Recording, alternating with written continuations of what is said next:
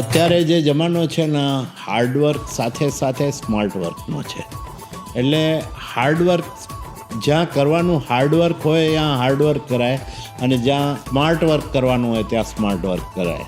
તો આનું કોમ્બિનેશન છે ને એ બહુ સારા પરિણામો લાવી શકે છે. જેમ રોકેટની નીતિ અપનાવીએ ને તો સારું રહે. રોકેટ જેમ જેમ ઉપર જતું જાય તેમ તેમ ચીજો છોડતું જાય.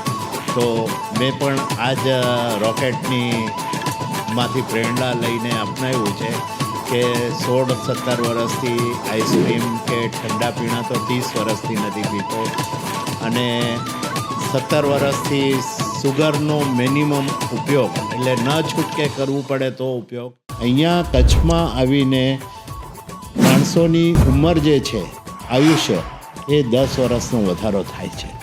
એટલે અત્યારે જે 30-40 વર્ષના છે જેવા અમારી એક આપણા હાર્દિકભાઈ મામણિયા અને એમની ટીમ જે પ્રયત્ન કરી રહે છે, અમે બી આડકતરી રીતે એમાં બધામાં જોડાયેલા છીએ અને જેને યુટર્નનું જે કરી રહ્યા છે એમાં આડકતરી રીતે અમારો બધાનો સાથ સહકાર છે જ.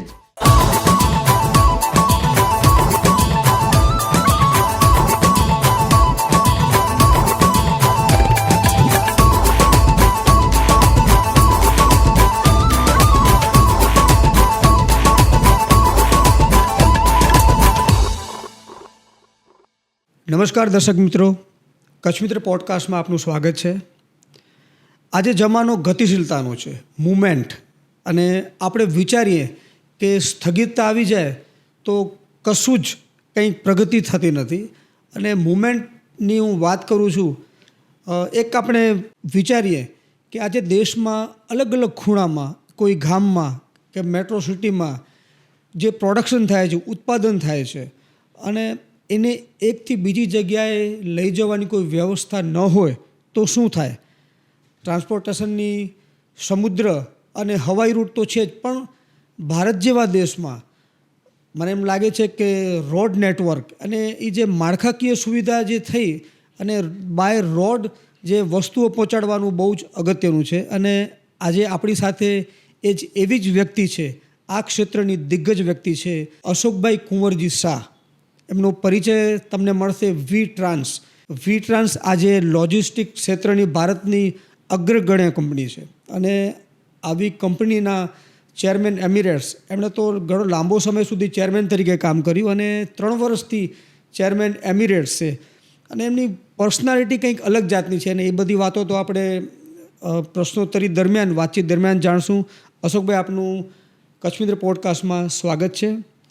આભાર આપનો. અહીંયા આવીને મને એમ લાગ્યું કે હું મારા ઘરમાં જ આવ્યો છું. કેમ કે અત્યાર સુધી મારા 12થી 15 પોડકાસ્ટ થયા છે દિલ્હી, મુંબઈ વગેરે જગ્યાએ. પણ જે કચ્છમાં પહેલું થઈ રહ્યું છે અને એ બી આપણા કચ્છ મિત્ર જેવી માતબર જે સંસ્થા છે એના દ્વારા થઈ રહ્યું છે, એનો અતિ આનંદ છે મને.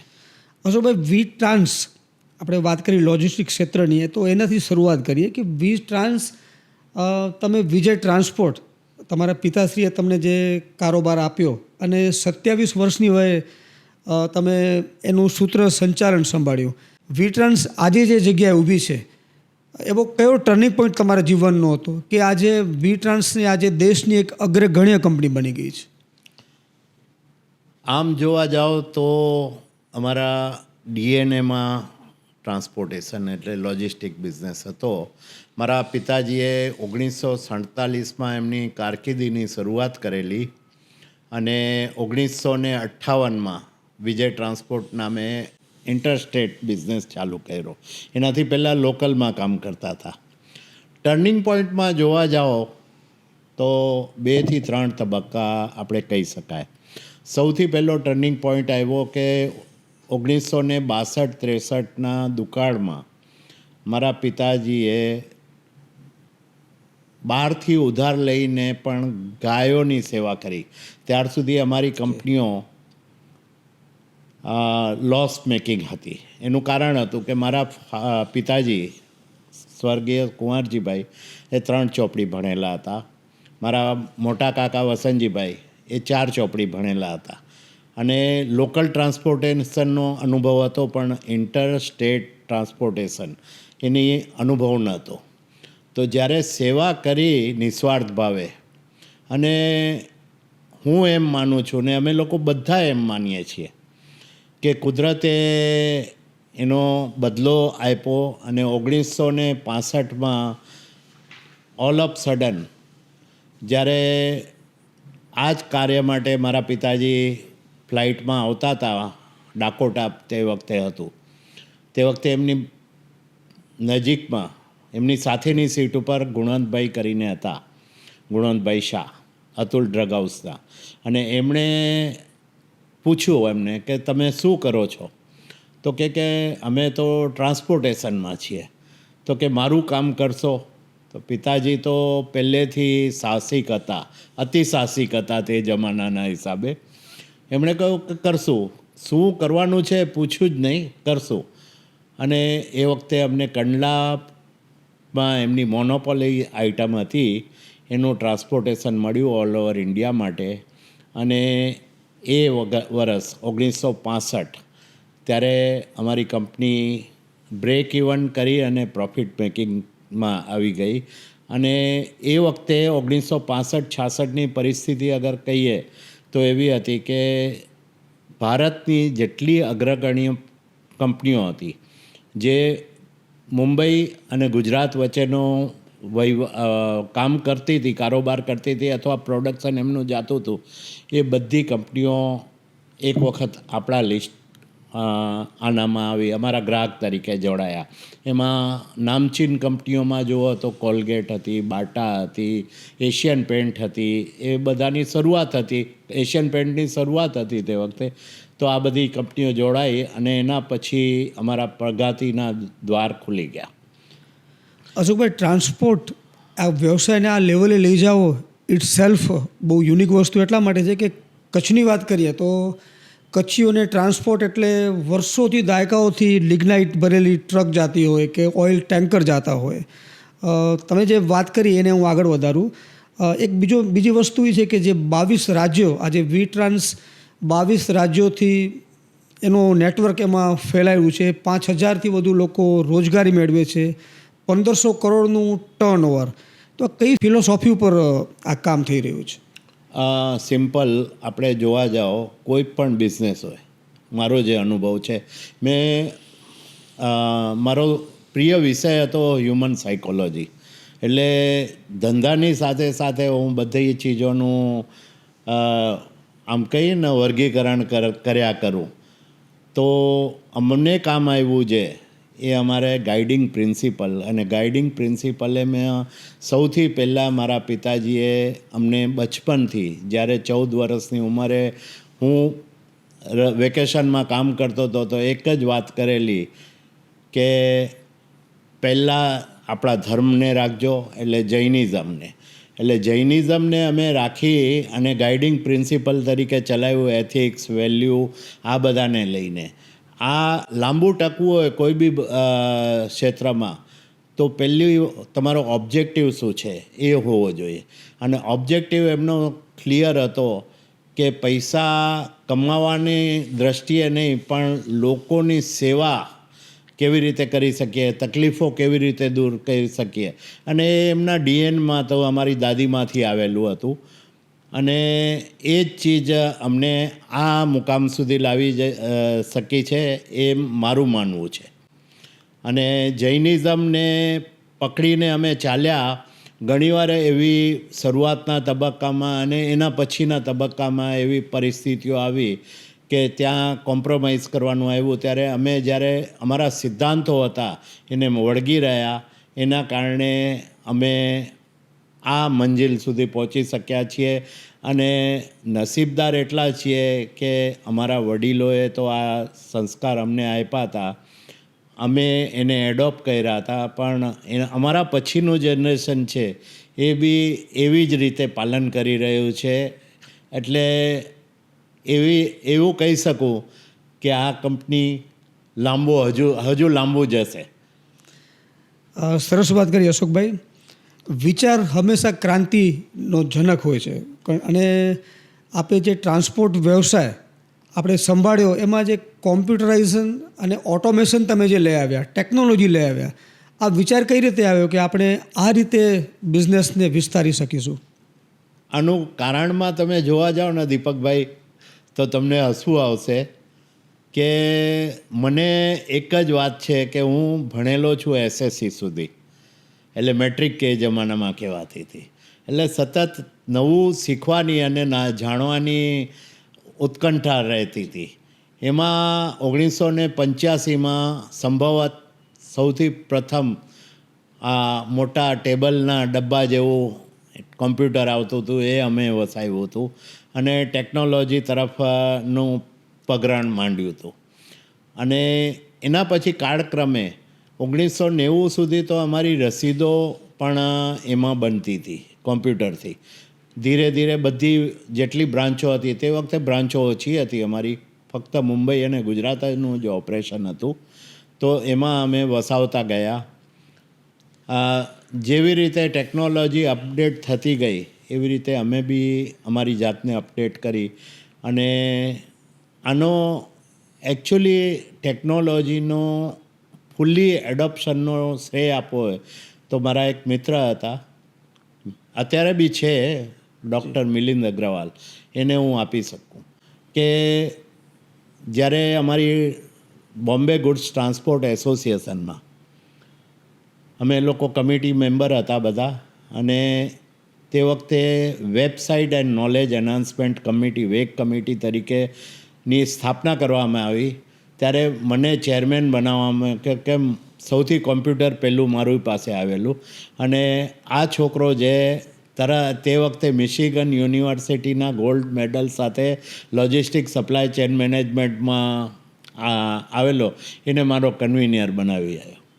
તો કન્વીનરે પહેલી મિટિંગ અમારી જ્યારે થઈ ને એના પછીની વાત, અમે બેઠા હતા ત્યારે એણે કહ્યું કે આજની જે કાર્યવાહી થઈ છે, આપણી ચર્ચાઓ થઈ છે, એની મિનિટ હું મોકલી આપું છું, તો તમારો ઈમેલ આપો.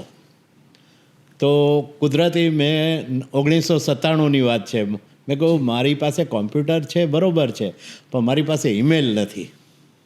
પછી કાંઈ નહીં બોલ્યો એ, મને કે તમે તમારું 5 વર્ષનું વિઝન બતાવો. તો મેં તો રાજી ખુશીથી બધું લખીને આપ્યું, લખીને એણે વાંચીને મારી સામે ફાડી નાખ્યું. મેં કહું કેમ? મને કે ये कुछ नहीं होने वाला है. क्यों नहीं होने वाला है? तो કે अशोक भाई, आने वाला युग है वो टेक्नोलॉजी का है, और टेक्नोलॉजी को जितना ज़्यादा एडॉप्ट करेंगे उतना आप आगे जा सकेंगे. હું કોઈ ક્લાસ મેં ભર્યા નથી, પણ આજે એટલું કહી શકું કે અપડેટેડ ટેકનોલોજીમાં જે કંઈ ચાલી રહ્યું છે એનાથી અજાણ નથી હું. અને આ રીતે શરૂઆત થઈ. 1999માં એક મિત્રએ ઇન્ટરનેટની શરૂઆત થયેલી તે વખતે એક પ્રોગ્રામમાં મને આમંત્રણ આપેલું, ટેકનોલોજીના કાર્યમાં જ હતો. તો ત્યાં આ જે ઓનલાઈન જે ઇન્ટરનેટને આવવાની છે, ફ્યુચર કેવું છે, એના વિશે ચર્ચા વિચારણા હતી. એ સમજી અને મેં ભાઈઓને આવીને વાત કરી કે આપણે ઓનલાઈન કરવું છે. તો ભાઈઓ હસ્યા, મને કે હજુ આપણે કયા સ્ટેજ ઉપર છીએ અને ઓનલાઈન કેવી રીતે કરશું. પણ મારામાં મગજમાં એક ચીજ આમ દ્રઢતાથી મેં નક્કી કરેલી કે કરીશું. એટલે પહેલું જોયું તો તે દિવસે રસ લેવા લાગ્યો, કોમ્પ્યુટરવાળા સાથે બેસવા લાગ્યો, ટેકનોલોજી મેનેજર સાથે કુદરતી અમારે 2003માં એક ટેકનોલોજી મેનેજર બહુ સારી રીતે આવ્યા, સારી જાણકારી સાથે આવ્યા. તો એ ટેકનોલોજી મેનેજરે કહ્યું કે, મેં કહ્યું ડેટાના એક્યુરેસી નથી આવતી. તો કે સર, એક ગોડાઉન છે, એમાં 40 દરવાજા છે. આ ટેકનોલોજી એ છે, એક દરવાજો ખોલશો તો બાકીના દરવાજા બધા ખુલી જશે અને ડાટા અહીંથી ત્યાં ચાલ્યા જશે. તો મેં કહ્યું કે શું કરવું જોઈએ? તો કે VBમાં આપણે પ્રોગ્રામ બનાવીએ જેમાં આ સિક્યોર થશે. પણ મારા બેક ઓફ ધ માઇન્ડ તો મારે હતું કે VBમાં બનાવીએ એના કરતાં ઓનલાઈન, તો ઓનલાઈનની ટેકનોલોજી એટલી પ્રચલિત નથી. એટલે વીબીમાં પ્રોગ્રામ બનાવ્યો. વીબીમાં પ્રોગ્રામ બનાવ્યો પણ સતત એની સાથે વાતો કરતો હતો ને, એમાં મેં કહું કે આ ડેટા મને ઓનલાઈન ક્યારે જોવા મળ્યા, કે આજનો ડેટા આવતીકાલે તમે જોઈ શકશો. મેં કહું કેવી રીતે, કે આપણે ઇન્ટરનેટ ઉપર અપલોડ કરીએ. અને એ રીતે અમે અપલોડ કરવાના ચાલુ કર્યા રિપોર્ટો. અને જે રીતે જે 1 મહિના કે 2 મહિના પછી રિપોર્ટ મળતા હતા એ તરત મળવા લાગ્યા. અને મેં શું છે મારા ભાઈઓ સાથે અને બધા સાથે શેર કરવાની શરૂઆત કરી. તો કે આ કેવી રીતે આવ્યું, તો મેં સમજાવ્યું. અને ત્યારથી એક ખોજમાં હતો કે ઇન્ટરનેટ ઉપર પ્રોગ્રામ ઓનલાઈન કેવી રીતે કરી શકાય. અને એ રીતે એક ભાઈ અમારા ગામના જ હતા, એને એક લગ્નમાં મેં વાત કરી કે આ રીતે મારે ERP બનાવવું છે. મને કે મારી પાસે ટીમ છે અને એની સ્ક્રિપ્ટ તો મારી લખેલી હતી. એટલે સ્ક્રિપ્ટની આપલે થઈ અને એ રીતે અમે 2004માં શરૂઆત કરી અને 2005માં ERP સંપૂર્ણપણે દેશમાં પહેલું, અમારી ઇન્ડસ્ટ્રીમાં પહેલું ERP આપણે હોમમેડ બનાવ્યું હતું. એમાં ઓપરેશન અને એકાઉન્ટ એને સિંક્રોનાઇઝ કરેલું. એટલે જ્યાં 7 એકાઉન્ટન્ટ મને જોઈતા હતા ત્યાં 2 એકાઉન્ટન્ટથી કામ ચાલી શકે એટલી સગવડ થઈ ગઈ હતી. અને તે વખતે અમારી પાસે 118 ઓફિસો હતી. 118 ઓફિસમાંથી આ પ્રગતિ જે થઈ એ આ ERPના કારણે થઈ છે એવું મારું માનવું છે. અશોકભાઈ, તમે ટેકનો સેવી છો, તમે બધી સરસ વાતો કરી. આજે આર્ટિફિશિયલ ઇન્ટેલિજન્સનો જમાનો છે, AI આજે બિઝનેસ માટે ઉપયોગી છે કે ડેમેજ કરે છે? જ્યાં સુધી બિઝનેસનો સવાલ છે ને દીપકભાઈ, ત્યાર સુધી અત્યંત ઉપયોગી છે. AI એટલે શું? ઘણા જણને મેં વાત કરી, AI એટલે શું, આર્ટિફિશિયલ ઇન્ટેલિજન્સ શું. તમારા ડે ટુ ડેમાં જે બી સમસ્યાઓ આવતી હોય એ તમે એક પેપર ઉપર રાખી અને એનું નિરાકરણ AI દ્વારા મળી શકે છે. બહુ સરળ છે. અને આવનારા સમયમાં કોઈ પણ ધંધો કરવો હશે એને AI વગર ચાલવાનું નથી. એટલે AIનું જેટલું વહેલું એડોપ્શન કરશું એટલું આપણા ધંધાની પ્રગતિ માટે સારું રહેશે. અશોકભાઈ, તમારા જેવા વ્યક્તિ જે રીતે બિઝનેસ માઇન્ડ છે જ, સાથે તમારી જે સોશિયલ એક્ટિવિટી છે, સમાજ માટેની, કચ્છ માટેની ચિંતા છે, તો દર્શકોને એ જાણવું છે કે તમે તમારા બિઝનેસમાં હ્યુમન ટચ કઈ રીતે મેન્ટેન કર્યો છે? જુઓ, આમાં અમારી કંપનીની વાત કરીએ તો દાદીમાં કહીએ કે પિતાજી કહીએ કે કાકા કહીએ, એક જ વાત હતી કે આ કંપની કામ પૂરતી કંપની છે, બાકી આપણો પરિવાર છે. અને અમે અમારા હરેક વ્યક્તિને, અમારી સાથે કામ કરનારને એક પરિવાર તરીકે ટ્રીટ કરીએ છીએ. મેં મારી વાત કરું તો અમારે જે ટ્રકના ડ્રાઈવરો છે એની સાથે મુસાફરીઓ પણ કરી છે ને એમની સાથે એક ટેબલ ઉપર બેસીને જમ્યો બી છું. એટલે આ ટચ જે છે એના કારણે પરિવારની એક ભાવના આવે છે. અને જ્યારે પરિવારની ભાવના આવે ને ત્યારે બધા લોકો એઝ એ ઓનર કામ કરે. એની સાથે સામાજિક ઉત્તરદાયિત્વ, જે CSR એક્ટિવિટી કહેવાય છે, જે બિઝનેસ હાઉસીસ માટે, તો વીટ્રાન્સની CSR એક્ટિવિટીમાં આપ શું કરો છો? જો CSR માટે મોટા ભાગે અમારું CSRનું ફંડ છે એ કચ્છ ઉપર અમે ખર્ચીએ છીએ. એમાં ખાસ કરીને બિદડા સર્વોદય ટ્રસ્ટ, એમાં અમારું મોટા ભાગનું અનુદાન છે. અને બીજું અમારા ગામનું મહાજન છે. મહાજન મુંબઈમાં છે ભલે, એટલે મુંબઈ અને કચ્છ બેઉ જગાએ મેક્ઝિમમ અમારું કોન્ટ્રીબ્યુશન હોય છે. એના સિવાય અમારું જે કોન્ટ્રીબ્યુશન છે પર્યાવરણ માટે વધારે પડતું વપરાય છે. કોઈ પણ કંપનીના ચેરમેન હોય કે એનો કોઈ યંગ સ્ટાફર હોય કે યંગ એક્ઝિક્યુટિવ હોય, એના માટે હાર્ડવર્ક કેટલું મહત્ત્વનું છે? અત્યારે જે જમાનો છે ને હાર્ડવર્ક સાથે સાથે સ્માર્ટ વર્કનો છે. એટલે હાર્ડવર્ક જ્યાં કરવાનું હાર્ડવર્ક હોય ત્યાં હાર્ડવર્ક કરાય, અને જ્યાં સ્માર્ટ વર્ક કરવાનું હોય ત્યાં સ્માર્ટ વર્ક કરાય. તો આનું કોમ્બિનેશન છે ને એ બહુ સારા પરિણામો લાવી શકે છે.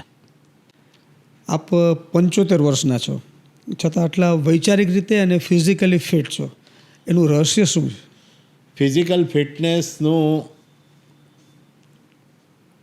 અગર કારણ કહો, પૂછો તમે, તો એનો શ્રેય મારી સ્વર્ગસ્થ પત્નીને. એણે મારા લગ્ન થયા હતા 72માં, અને 77માં ટુ 87 10 વર્ષ માટે મેં એકે રજા નહોતી પાડી, એમ કહી શકું. અને બેક ઓફિસ કહીએ કે મારી દરેક નાનામાં નાની મોટામાં મોટી ચીજની જરૂરિયાત એ ધ્યાન રાખતી હતી, મારા સ્વાસ્થ્ય માટે શું જરૂરી છે શું નહીં. અને એ પછી ધીરે ધીરે આદત બની ગઈ. એટલે ડિસિપ્લિન લાઈફ એ પોતે ખાવા પીવામાં એકદમ રિસ્ટ્રિક્ટેડ હતી, અને મને ધીરે ધીરે આદત પાડતી ગઈ. અને એના કારણે આજે ડિસિપ્લિન લાઈફથી જીવી રહ્યો છું. અને બીજું એક મહત્ત્વનું કારણ આપણું જૈનિઝમ બી કહી શકાય કે 1978માં પહેલી અઠાઈ કરેલી, ત્યારથી અત્યાર સુધી દરેક પર્યુષણમાં તો અઠાઈ કરું છું. અને છેલ્લા 10 વર્ષમાં જેમ જેમ ઉંમર વધતી ગઈ એમ 2 અઠાઈનો નિયમ રાખ્યો છે કે એક પર્યુષણમાં કરવાનું ને એક જ્યારે મહારાજ સાહેબ ગામમાં પધારે ત્યારે શરૂઆતમાં કરી લેવાની. જેમ આપણને મોટા થતા જઈએ તેમ રોકેટની નીતિ અપનાવીએ ને તો સારું રહે. રોકેટ જેમ જેમ ઉપર જતું જાય તેમ તેમ ચીજો છોડતું જાય. તો મેં પણ આ જ રોકેટની પ્રેરણા લઈને અપનાવ્યું છે કે 16-17 વર્ષથી આઈસ્ક્રીમ કે ઠંડા પીણા તો 30 વર્ષથી નથી પીતો, અને 17 વર્ષથી સુગરનો મિનિમમ ઉપયોગ, એટલે ન છૂટકે કરવું પડે તો ઉપયોગ. બ્રેડ કે પીઝા કે જે વિદેશ માટેની ચીજો છે ત્યાંની આબોહવા માટે બનેલી એ ન ખાતા. મારા જે પિતાજી નહીં પણ મારા દાદા દાદી જે ખાતા હતા ને એ જ ચીજો ઉપર ફોકસ રાખ્યું છે કે સમોસા જેવી ચીજો પણ તજી દીધી છે. અને એના કારણે શરીર, એક મન અને શરીર એ બેઉનું સિંક્રોનાઇઝેશન બહુ સારી રીતે થઈ ગયું છે અને ચાલી રહ્યું છે. અને દરેક જાહેર જીવનમાં જે વ્યક્તિઓ હોય ને એમને બધું પરવડે પણ માંદા પડવું ન પરવડે. આ ચીજ મારા પિતાજીએ મને કહેલી, એને બી એડોપ્ટ કરી છે. આ બધા ચીજોનું કોમ્બિનેશન જોવા જાઓ, સવારના 5 વાગે ઉઠવાનું, રાતના 9:30-10 વાગે સૂઈ જવાનું. આ જે ડિસિપ્લિન લાઈફ છે ને, હું એમ સમજું છું કે થોડું ખાવા પીવામાં રિસ્ટ્રિક્શન કર્યા, જાતને નિયંત્રિત કરી, અને બીજું લાઈફ એકદમ ડિસિપ્લિન અને સુવિચાર એટલે પોઝિટિવ થિંકિંગ, આ 3 ચીજનું કોમ્બિનેશન છે એ મારું સ્વાસ્થ્ય. તમે થિંકિંગની વાત કરી તો એઝ એ આટલું મોટું સામ્રાજ્ય છે તો ઘણા બધા નિર્ણયો તમને લેવા પડતા હશે. તો દિવસનો કયો સમય છે કે જેમાં તમે એ સમયે તમે વિચારતા હો છો, ચિંતન કરતા હો કે નિર્ણય લેતા હો છો? જનરલી શું છે કે 1977માં જ્યારે મને બાગદોર આપી સામ્રાજ્યની, તે વખતેથી 87 સુધી મેં રામાયણનું મોડલ અપનાવેલું. એટલે ફોરફ્રન્ટ ઉપર રહીને બધા કામ કરવા.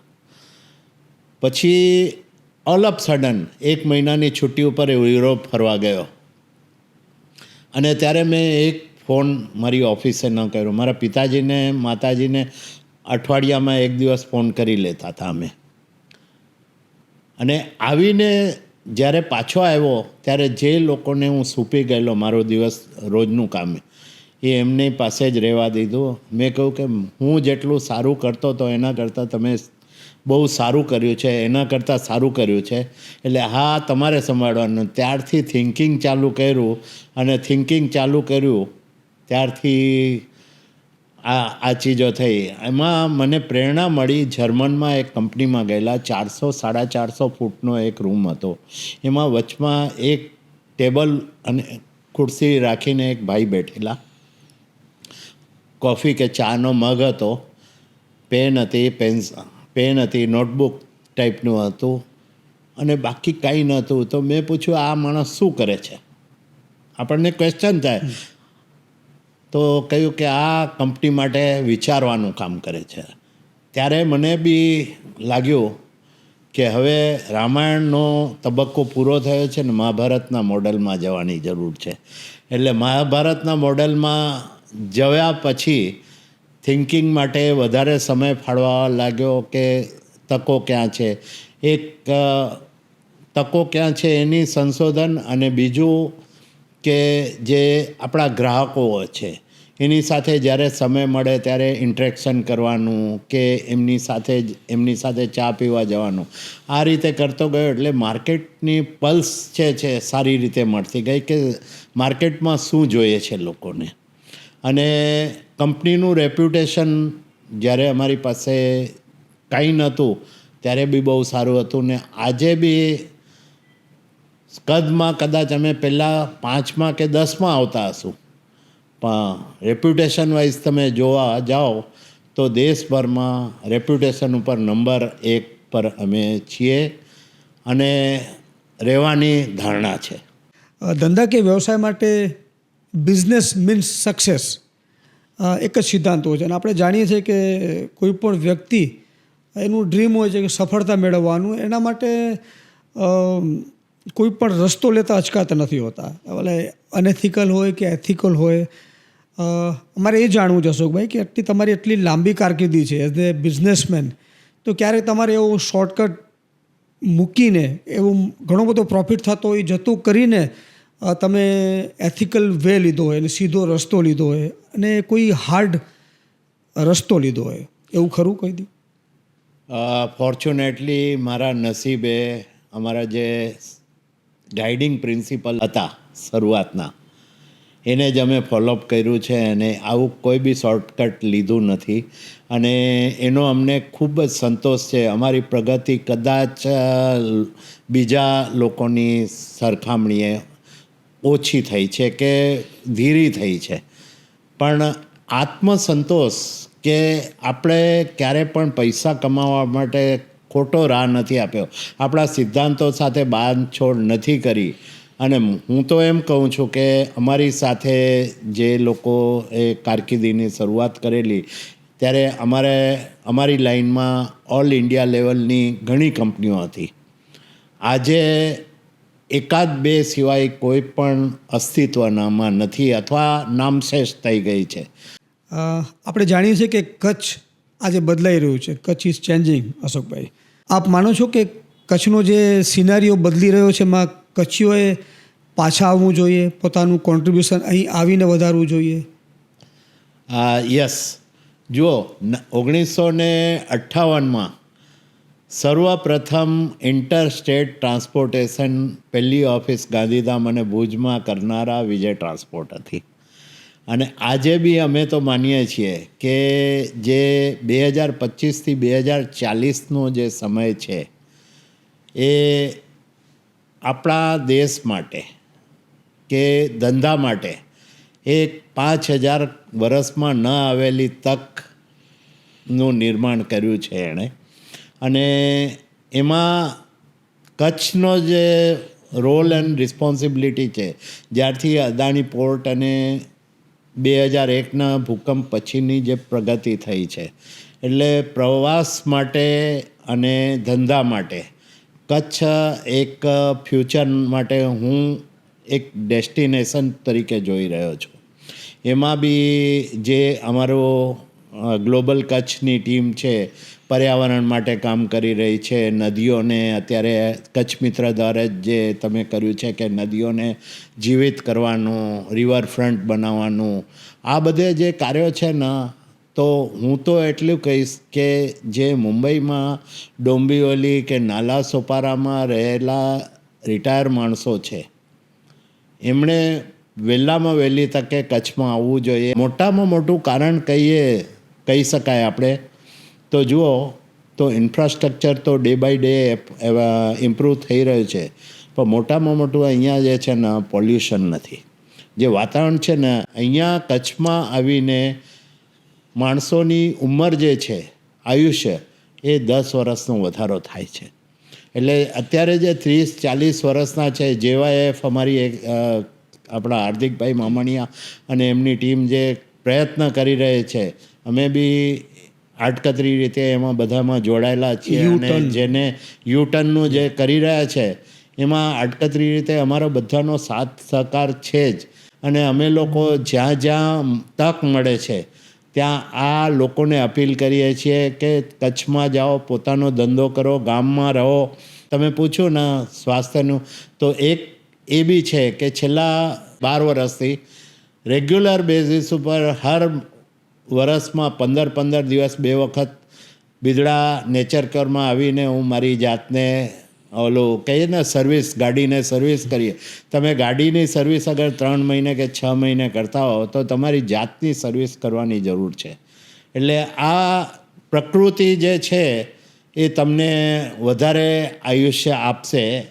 એટલે બધી રીતે જુઓ ને તો હું તો કહું ને કે પ્લસમાં જ છે. એટલે કચ્છ આવવાનો જે નિર્ણય કરશે એને ક્યારેય અફસોસ કરવાનો વખત નહીં આવે. આજે એક ચિંતાની વાત એ છે કે જે કચ્છીઓ જે બારે વસે છે પણ એની નવી પેઢી અશોકભાઈ કચ્છમાં આવવા તૈયાર નથી, કારણ કે એ લોકોને શહેરી જિંદગી જોઈએ છે, સુખ સગવડો જોઈએ છે. તો તમે જે થોટ પ્રોસેસ છે આપણી, એમાં યંગ જનરેશન કચ્છમાં પાછી આવે એના માટે શું ખૂટે છે, શું કરવું જોઈએ? થોડુંક જે ઇન્ફ્રાસ્ટ્રક્ચર છે, આજે જુઓ કે અત્યારે જ હું એક સેમિનારમાં ગયેલો, એમાં સાંભળ્યું કે અમેરિકાના એક સિટીમાં જેટલી હોટલો છે એટલી પૂરા ભારતમાં છે. તો આ જે સગવડો જે છે કે આજના યુવાનોને જે સગવડો જોઈએ એનું અગર અહીંયા ઇન્ફ્રાસ્ટ્રક્ચર તરીકે નજીકના ગામોમાં થાય તો આકર્ષી શકાય. પણ અત્યારે એવા પણ યુવાનો છે જેણે પોતાની બહુ સારી કારકિર્દી છોડી અને અહીંયા આવીને વસ્યા છે. આજે કચ્છ જે રીતે ડેવલપ થઈ રહ્યું છે, આપણે જાણીએ છીએ કે 2 મેજર પોર્ટ અને જે ઉદ્યોગીકરણ થઈ રહ્યું છે વ્યાપક, તો કચ્છની ફ્યુચર કનેક્ટિવિટી માટે આપનું કોઈ મોટું સપનું ખરું? કચ્છમાં એક જમાનામાં ફક્ત એક ટ્રેન હતી, અત્યારે લગભગ નાની મોટી 21 ટ્રેનો આવે છે મુંબઈ અને ગુજરાતથી, બરાબર. પણ અત્યારે એર કનેક્ટિવિટીની જરૂર છે. ઇન્ટરનેશનલ એરપોર્ટ આજે નહીં તો ભવિષ્યમાં આવે. અને અત્યારે જે 2 ફ્લાઇટ હતી એની 3, એક ફ્લાઇટ તો નહીં જેવી જ છે. એ ક્યારે આવશે? ઓલા આપણામાં કચ્છીમાં કહેવાય ને, ચોરીના ચોથે આટે ઉઠી જાય. એટલે છેલ્લી ઘડીએ કે આજે નથી આ ફ્લાઇટ, તો એને હું ગણતરીમાં નથી લેતો. તો એર ઇન્ડિયા દ્વારા 2 ફ્લાઇટ ચાલી રહી છે. પણ બીજી અત્યારે મારી જાણ પ્રમાણે ઇન્ડિગો પાસે ફ્લાઇટ નથી એટલે નથી આવી શકી, અને આકાશા એરલાઇન્સને પરમિશન નથી મળી. એટલે આ 2 તો આવવા તૈયાર છે. તો જે દિવસે કમ્પેરેટિવલી ભાડા હશે તો ત્યારે લોકો ટ્રેન ન મળી ટિકિટ તો ફ્લાઇટથી આવી શકે એ રીતે. અને ઇન્ટરનેશનલી આપણું જે વર્ક છે એ UAEમાં ઘણો વસી રહ્યો છે. એવી રીતે લંડન છે, કેન્યા છે, આફ્રિકા છે, ઘણી જગાએ છે. એમની જો સગવડ થશે તો લોકો અહીંયા પ્રવાસના ક્ષેત્રે મને તો બહુ મોટી તક દેખાય છે. ઇન્ટરનેશનલ એરપોર્ટ પણ કચ્છની કેપેસિટી છે અને જરૂરિયાત છે મારા હિસાબે. કે અત્યારે આઈધર અમદાવાદ અથવા મુંબઈથી ઇન્ટરનેશનલ ફ્લાઇટો પકડવી પડે છે લોકોને. પણ અહીંયા ઘર બેઠે હશે તો આવન જાવન વધશે, પ્રવાસ વધશે. અહીંયા જમીન પુષ્કળ છે ને હું તો એક સપનું જોઈ રહ્યો છું કે કચ્છમાં ઇન્ટરનેશનલ એરપોર્ટ આવે અને ફ્લાઇટો અહીંયા જ બને. બાકી ઇન્ડસ્ટ્રીયલાઇઝેશન માટે શ્રેષ્ઠ તક છે. અહીંયા પોર્ટ છે, અને આ જે વાહનવ્યવહાર રોડ રસ્તા ઇન્ફ્રાસ્ટ્રક્ચર બહુ સારું છે, રેલવેની કનેક્ટિવિટી છે. હવે બસ ઇન્ટરનેશનલ એરપોર્ટ અને ફ્લાઇટોની આવન જવન વધારવાની જરૂર છે. આપે જીવનના દરેક ક્ષેત્રે અનુભવ મેળવ્યો છે અને આજે આ લેવલે પહોંચ્યા છો, તો જે નવી પેઢી છે એના માટે આપનો શું સંદેશ? નવી પેઢી માટે એક જ કહેવાનું છે મારે કે જેટલું બની શકે એટલું તમારે શું કરવું છે, તમારું લક્ષ્ય નિર્ધારિત કરો. લક્ષ્ય નિર્ધારિત કરી અને તમારી સ્વોટ એનાલિસિસ કે સ્ટ્રેન્થ શું છે, વીકનેસ શું છે, ઓપોર્ચ્યુનિટી શું છે અને થ્રેટ શું છે. લાંબી રેસના ઘોડા બનવું હોય તો એક જ કહીશ કે જે ધર્મમાં માનતા હોય એના બેઝિક પ્રિન્સિપલને તમારા ગાઈડિંગ પ્રિન્સિપલ તરીકે તમે એડોપ્ટ કરશો તો તમને ઉતાર ચઢાવ આવશે પણ સક્સેસ કરતાં કોઈ નહીં રહે. અશોકભાઈ બહુ ભણી નથી શક્યા. એમણે શરૂઆતમાં જ આપને જે વાત કરી, ઓછું ભણ્યા હોવા છતાં આજે એ લેવલે પહોંચ્યા છે પોતાના અનુભવથી, પોતાના વડીલોના વિચારોથી, પોતાના જીવનના સિદ્ધાંતોથી અને સતત શીખતા રહેવાની ધગશને કારણે કે દુનિયાને કે ટ્રાન્સપોર્ટેશન જગતને કંઈક આપી શકે, કંઈક શીખવી શકે.